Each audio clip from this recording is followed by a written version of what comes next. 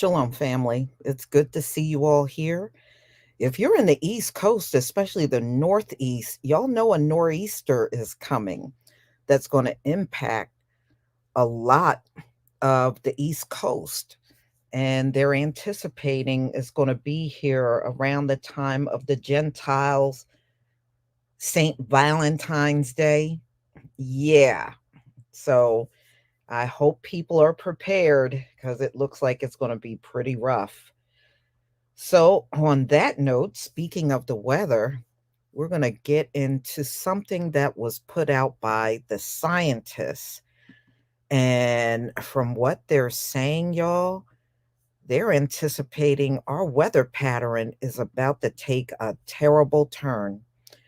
And it's something they have seen coming now for a few decades, but they're saying everything is really accelerated now. So let me go ahead and share my screen and we will talk about it. Okay, so if you can see my screen, give me a 1. You know, lately YouTube has bouncing me off of my own live stream. So if I happen to drop off, just hold tight. I'll be right back. You know, these people are unbelievable. Yes, they are. Okay. And all right, let's get started. Thank you, everybody. Thank you.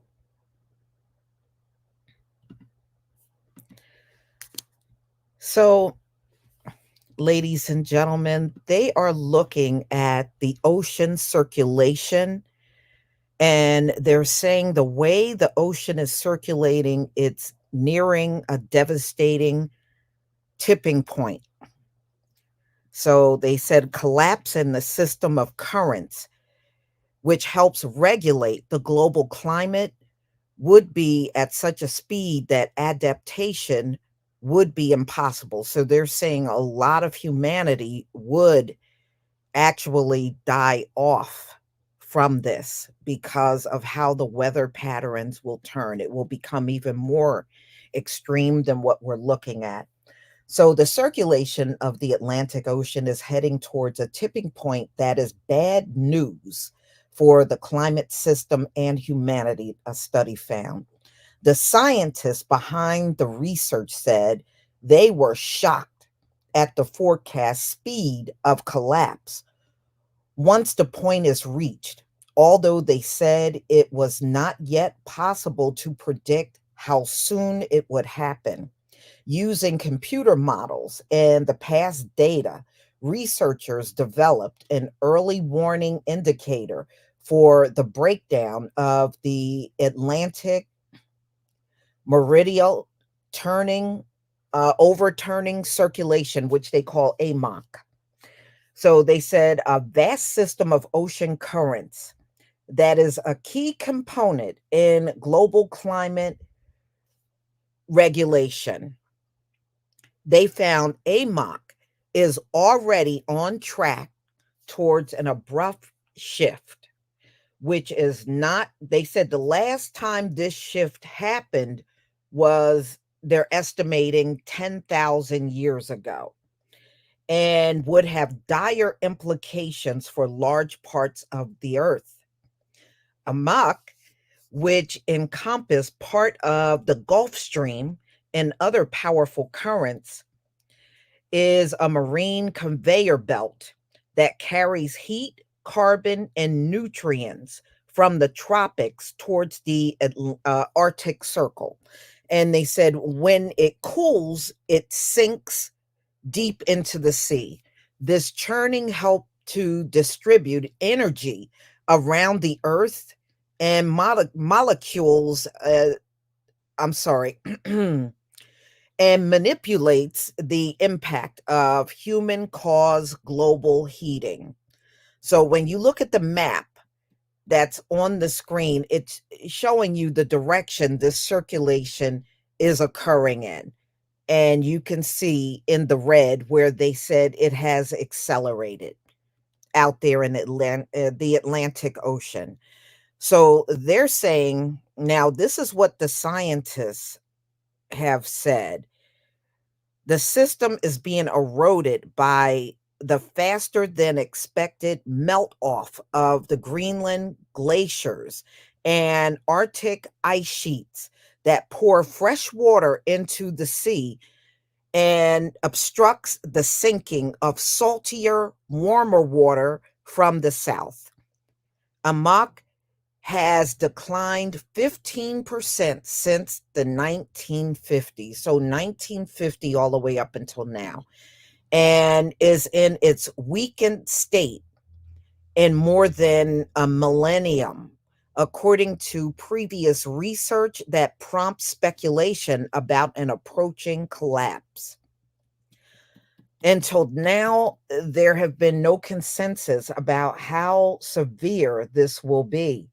One study last year, based on changes in sea surface temperature, suggests the tipping point could happen between 2025 and 2095. However, see, the UK, their scientists think it will happen, but more in the range of within 100 years. But the scientists here in the US seems to be believing it's going to happen a lot sooner. So the new paper published in Science Advances had broke new ground by looking for warning signs, all right, and the salinity levels at the southern extent of the Atlantic Ocean between Cape Town and Buenos Aires, stimulating changes for a period of 2,000 years on computer models of the global climate. It found a slow decline can lead to a sudden collapse over less than 100 years with calamitous consequences. So the paper said the result provide a clear answer about whether such an abrupt shift is possible. This is bad news for the climate system and humanity, as up till now, one could think that a mock tipping was only, theoretical concept, but they said, no, this thing is a reality. Now, we have seen the temperature accelerate, especially when you get to the summer, where the heat waves, they now go on for a longer period of time than they used to.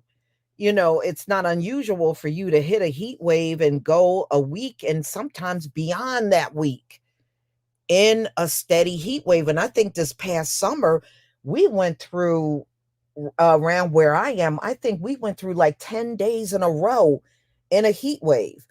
Well, what they're saying, because I was looking at other articles on this, and what they're saying is we could possibly hit triple digits and stay there for the majority of the summer, or the places that get really cold in the winter, they could be like that most of the winter. So if you're in a place and it goes down to minus 30, you may be struggling with that for the entire winter. I mean, this thing is really getting crazy. That's why they're saying a lot of humanity may not survive when we go into this phase. So the paper says the result provide clear answers about whether such an abrupt shift is possible. And it also maps some of the consequences of a mock collapse. Sea levels in the Atlantic would rise by a meter in some regions, inundating many coastal cities. Now, y'all remember they were saying how New York is getting flooded more and more. And the wet and dry seasons in the Amazon would flip, potentially pushing an already weakened rainforest past its own tipping point. Temperatures around the world would fluctuate far more erratically. The southern hemisphere would become warmer. Europe would cool dramatically and have less rainfall. While this may sound appealing compared to the current heating trend, the changes would hit, this is what they're saying, 10 times faster than now, making adaptation almost impossible. So they said the change is going to be swift and it's going to be strong. So, what surprises us is the rate at which the tipping occurs, said the paper's author, Renee Van Westeren of UREC University. It will be devastating. He said there was not yet enough data to say whether this would occur in the next year or in the coming century. But when it happens, the changes are irreversible on human timescales. In the meantime, the direction of travel is undoubtedly in an alarming direction. We are moving towards it. That's kind of scary, said Van Westeren. We need to take climate change much more seriously. So, this is what they put out. Y'all, this only came out a day or two ago. And I know the temperatures are already extreme. If it goes to this level that they're talking about, that's unimaginable how, this will change. But you know what? I remember back even 20 years when they were talking about how the earth would heat up. And here we are, we're already here. I remember listening to it. And back then we were having, a few days here and there, in a heat wave, and then the rest of the summer would be okay. It would be milder. But now they're saying that this heat up is going to be very rapid and it's going to be stronger than anything we have ever seen in the prior years. Well, look, we're in the time of change, and we know there are some people that must go. And we know this. We are in the time, and you think the Most High is not going to use the weather to expel the ones he don't want here? Of course he will. Yes, he will. Yes, he will. And we already seen that anyway with these people getting wiped out by hurricanes and earthquakes, tornadoes. We seen it. I mean, wasn't it about a year or two ago? There was a tornado that took out an Amazon facility and killed some of the Amazon employees. And they said that tornado went a whole 200 miles. 200 miles it traveled on the ground before it stopped. and it was all this damage and destruction. And I remember I did that story, and we thought it was crazy that this thing traveled 200 miles, but it did. And you saw 200 miles of destruction from it too.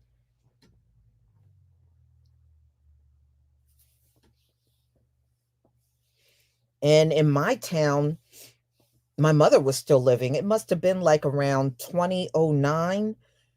There was a tornado that hit right around the corner from where we were.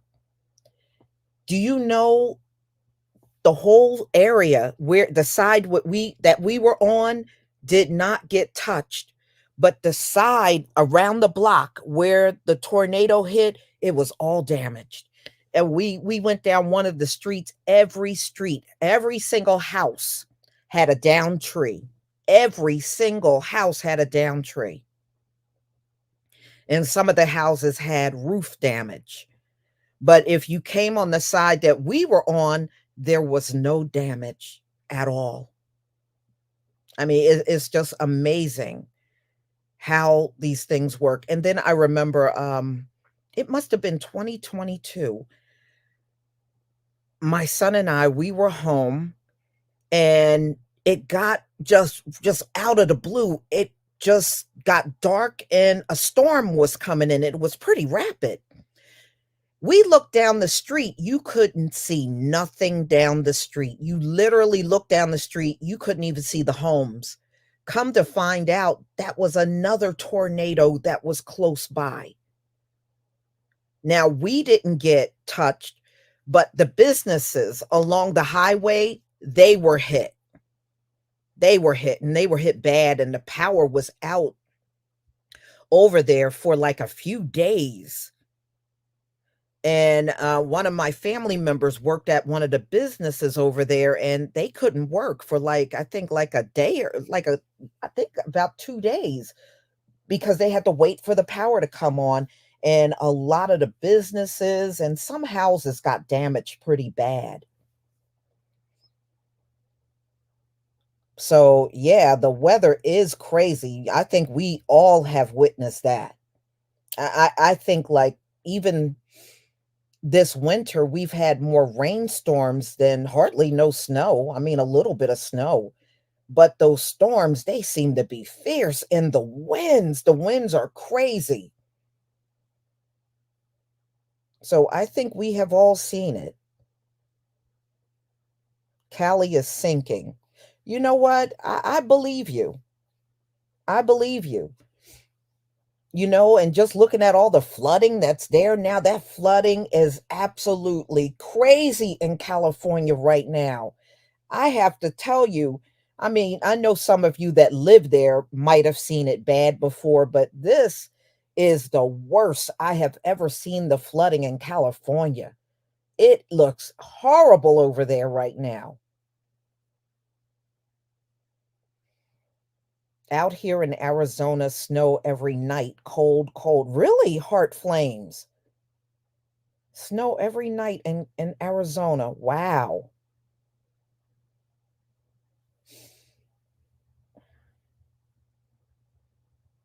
Wania, you said, yes, California is saturated with water. The earth is really soaked. Houses are no longer, oh, wow, to stand up, especially those built in high areas. Wow. Cyberdon 100. Thank you so much for this super sticker. Thank you. Mhm. Flood warnings for a week. Kisan said went we went from flood warnings for a week straight to mild 70 heat over the weekend. Yeah, we had a mild weekend. We weren't quite in the 70s, but we went in the 60s where I am. And this is February.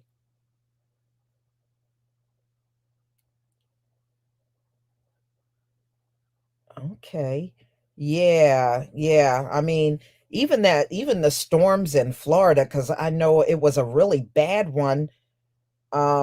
this winter down there in Florida, and they got saturated pretty badly.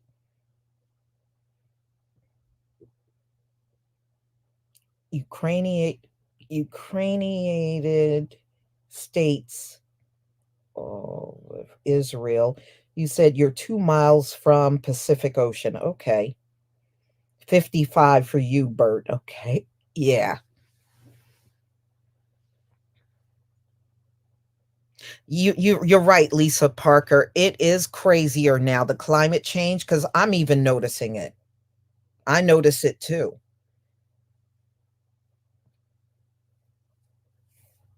Well, yeah, Keeson, when these folks came over here, the natives would not live in certain areas because those areas were prone to flooding even back then.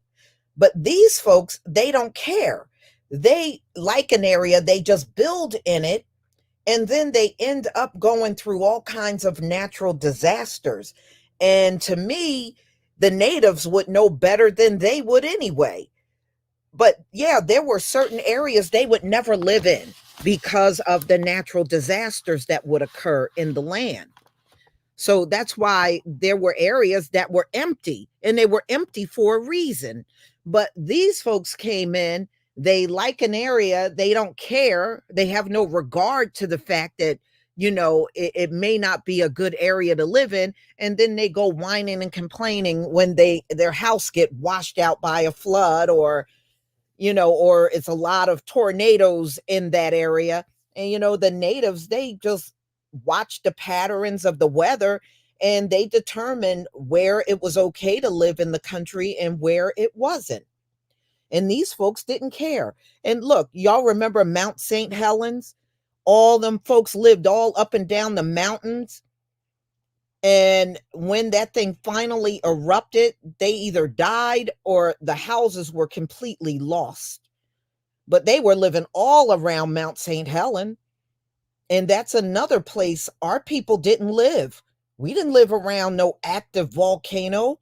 They steered clear of those areas. Right.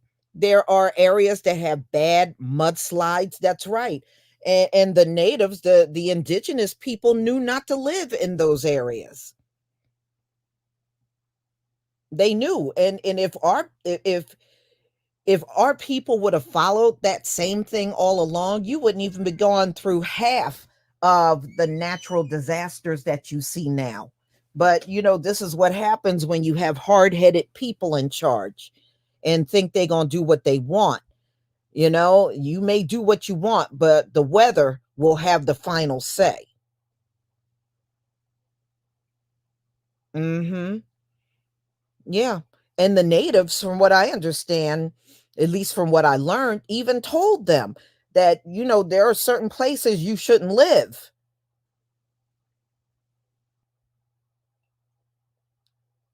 You probably wouldn't even have a fraction of the insurance claims if these folks had a listened. Oh, yeah, I remember Mount St. Helens too. And I remember the people that were living there, and they would interview them and say, "Aren't you afraid?" "I'm staying. I'm staying." You can't defeat no volcano. What do you mean you staying? You can't defeat no volcano. And I think there was this one person that was holding out, and they ended up dying. How you going to defeat some hot lava, molten rocks, and an volcano that's creating earthquakes? How are you going to defeat that? Come on, it's silliness, complete silliness.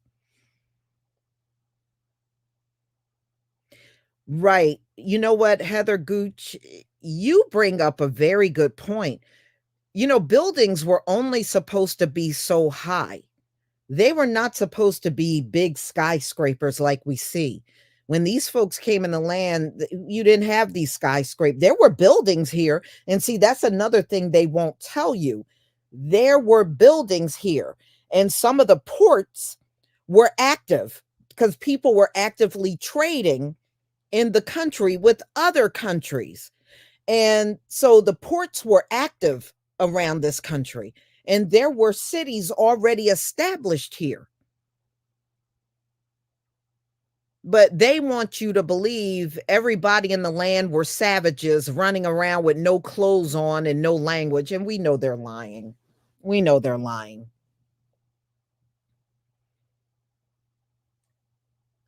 Mhm. And but there were already cities in the land, and these buildings just take when you especially when you go in the city, take a close look at the architecture and the age of some of these buildings. And when you go around to the port areas, just take a close look. You can tell they've been there for a long time, a very long time. And that's what they won't tell you. You know, they want to keep up the lie that they civilized everything, and these people didn't civilize a damn thing.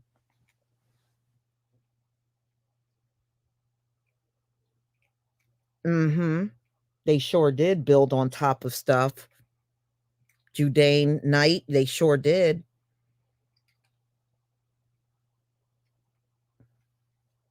Mhm. Yeah, California would break off. Yeah, they say the same thing about Florida. Especially states that are surrounded by water. Yeah, I can see how it would happen.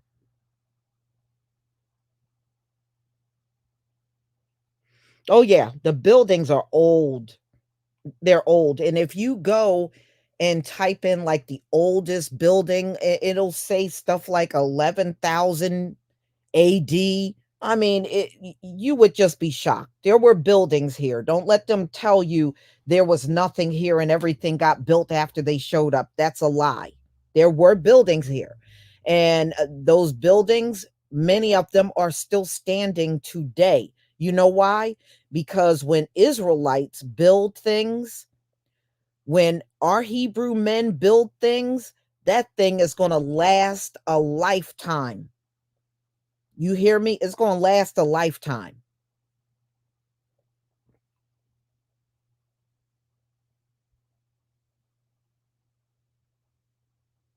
Mhm.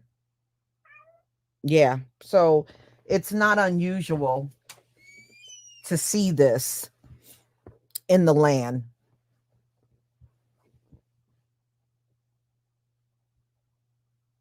Mhm.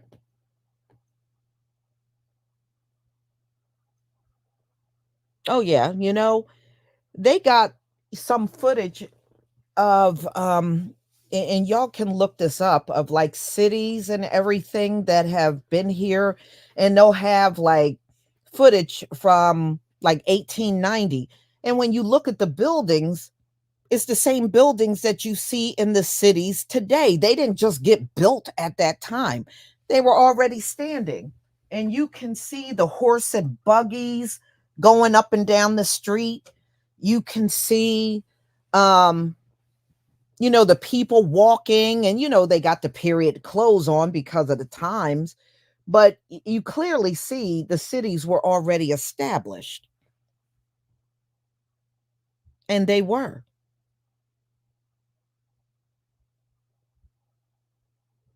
But if you listen to these folks, nothing was here until they got here. And remember, it was the natives that had to help them survive. They were dying off in big numbers after they got here because they couldn't handle the winters. So if you were dying off in big numbers and couldn't handle the winter, and you attempted to farm and your crops failed, you couldn't do that. But we're supposed to believe you established all this other stuff. That's not even believable, y'all. It's not believable.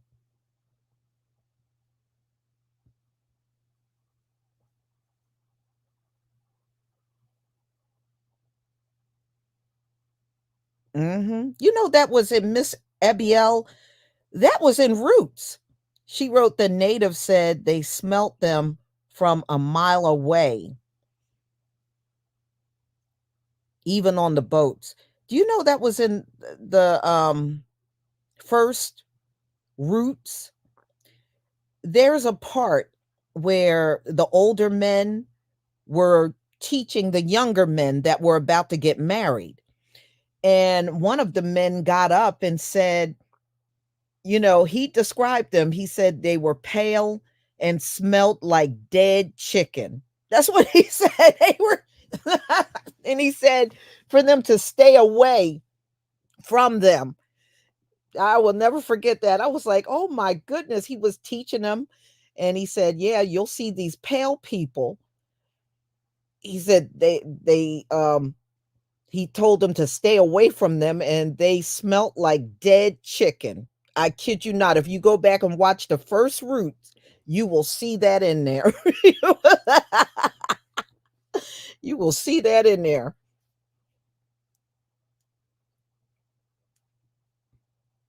Yeah, yeah. And plus, even when you watch the footage from back then, you can clearly see like the skyline was not nearly as polluted as it is now. Now it's just pollution is everywhere. But it wasn't as bad back then because you didn't have as many of those toxic manufacturers around like you do today.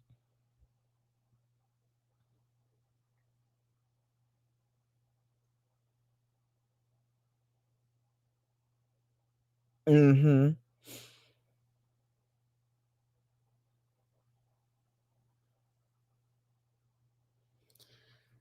Well, unfortunately, even when you go into the scripture, our people were doing that even back then. You weren't supposed to marry anybody outside of your tribe, but they did.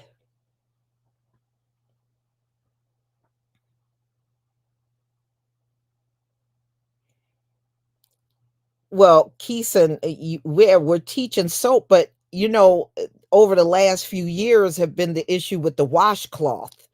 If they'll even tell you, they'll go in the bathroom and won't wash their hands, or they won't use a washcloth at all. And that's a big thing that's been coming out over the last several years, or they just get on the videos and just openly tell they don't use washcloths.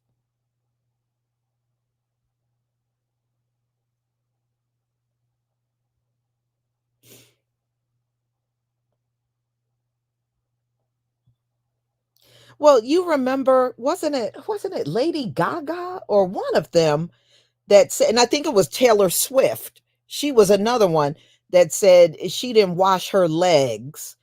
I was like, that doesn't make any sense.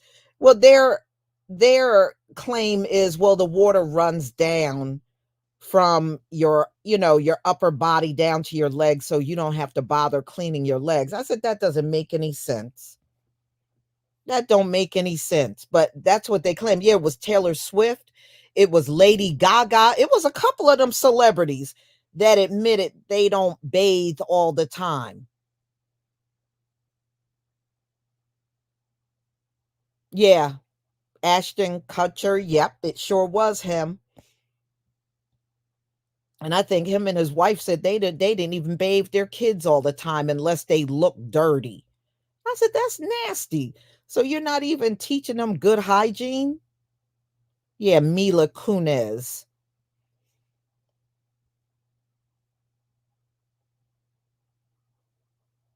Believe it or not, Gabriella Bradley, I heard a couple of years back that they said Brad Pitt had odor.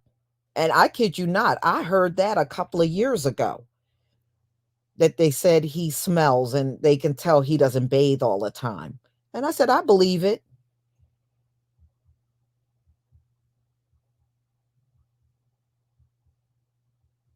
But right now, Taylor Swift is supposed to be their it girl right now.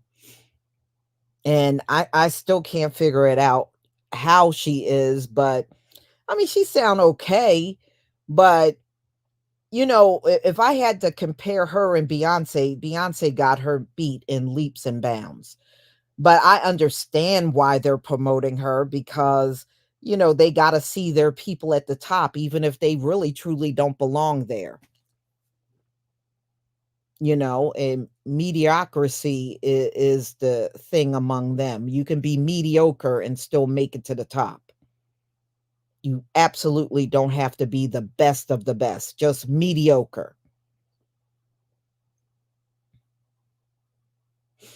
Brad Pitt is an alcoholic too. He could be, yeah. I mean, I would not doubt that about celebrities. I really wouldn't.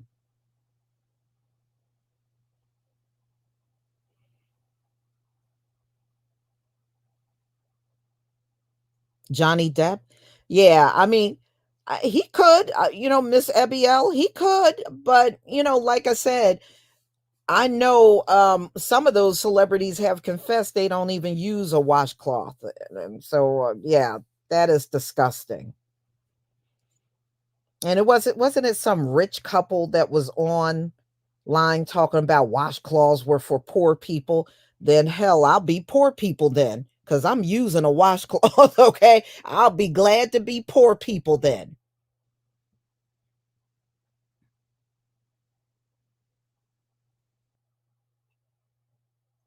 Mhm. Oh, yeah, a lot of things are gonna shift, y'all. We're in the time of Aquarius, and in the time of Aquarius, that's when we rule.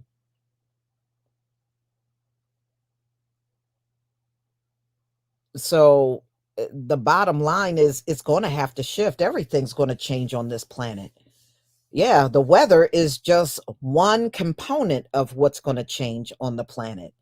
It's gonna be a lot of things going on with countries that you see now standing, you're gonna see a lot more of these countries collapsing as we move ahead in the future. A lot of them are gonna start collapsing. And the way they keep bringing these migrants in here, it seems like America's doing a lot of self sabotaging to, that we're looking at.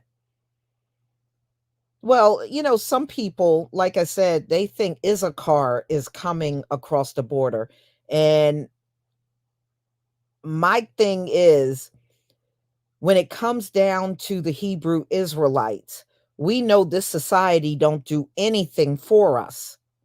They're doing for these people.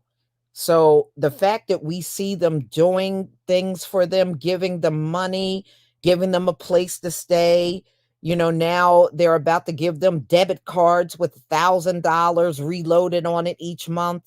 No, there's no way those can be our people because they don't do nothing for our people. We already know this firsthand. Shauna Laya, thank you so much for the super sticker. We already know they don't do for our people. So, no, that can't be Issachar because they would not be doing for any Israelite at all. They're not going to do anything for the Israelites. So, some of y'all that got that in your head, you really need to re examine what you're looking at. They could not be those people because they are being helped. We don't get helped. We don't get no help at all. Just think about how we have been sitting around talking about reparations, and what do? They make up every single excuse. They tell you there's no money, it would bankrupt the country.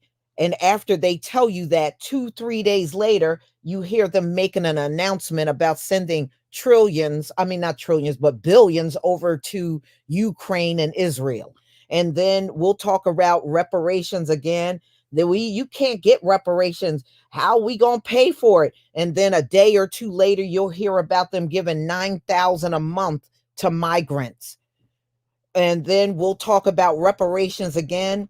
And then about a day or two, you'll hear about them buying food, paying for all the food the migrants are eating. You know what I mean? That's the kind of stuff we're hearing right now.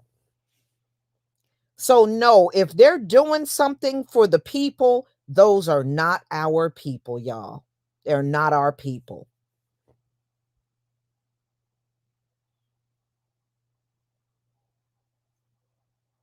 Mhm.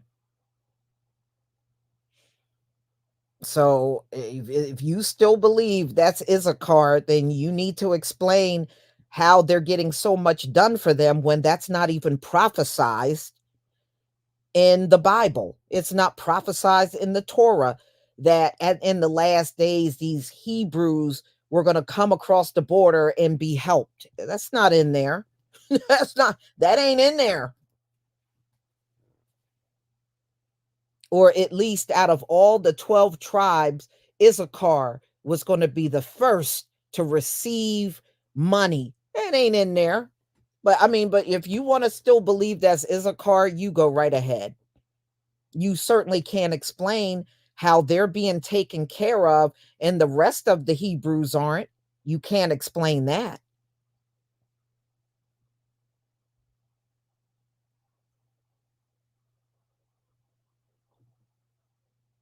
you know? Or it didn't say, okay, the Most High in the final days was going to make Esau take care of Issachar. Okay, if you can find that scripture, show it to all of us. Okay, show it to all of us when you find it.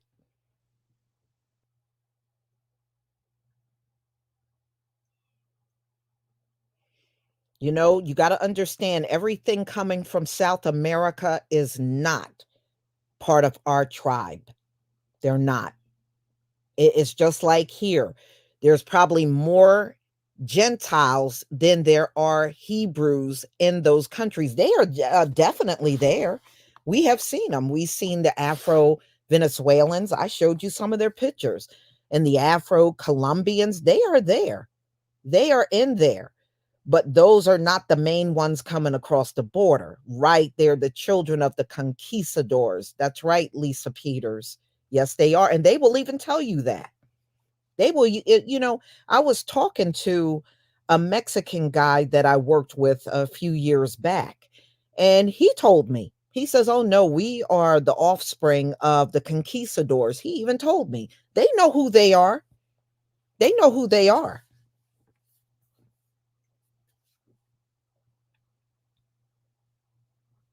Hmm. And remember, those folks get those Afro Venezuelans and everything, they get treated badly. They get treated real bad.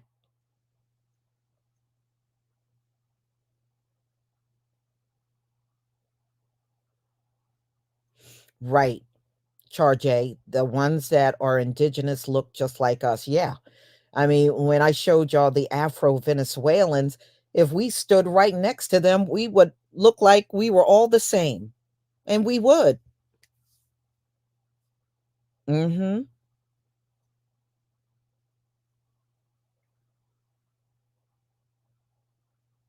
Yeah. So, y'all, I'm going to go ahead and conclude. Thank you so much for being here.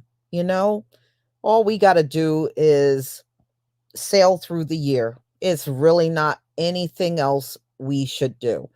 And, we'll be talking about the things going on because that's what I do on my channel.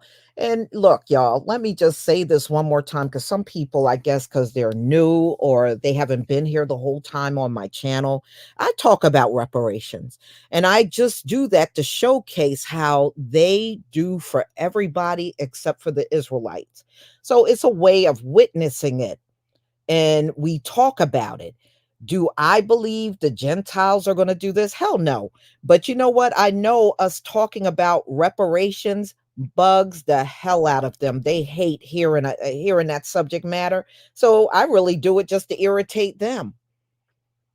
But I know they're not going to walk up and we're going to wake up one morning and have some big check in the mail. I already know that. It's going to come from the Heavenly Father. And when it does, I was just over on Big Judah's channel, and just like he said, we're getting everything. And he's right. We are. But we can still witness and call out what they're doing, you know? So we have record. Okay, we're watching you give for to everybody, and then when it's us, you're ignoring it. No, you ain't getting no points for that. Nobody's giving you no pat on the back for that. But yeah, we know. And then I had somebody write me, and this will be the last thing I say. And they said, technically, we're really not citizens. And I said, yeah, we'll see, our citizenship is in the heavens. That's where our citizenship is. We don't have to have citizenship among Gentiles to screw them and screw their citizenship. Our citizenship, ladies and gentlemen, is in the heavens. And that's the only place it should be. Remember, our history is in the stars, and that means our citizenship is in the stars too. It's in the heavens. And that's all we need. And that makes us global citizens. That means the whole globe belongs to us. So, y'all, I'm going to go ahead and conclude. Please enjoy the rest of your day. And if you haven't had a chance to look at my videos, please do. You know, they are there. And be on the lookout for my new videos that will be coming out later on. Shalom, family.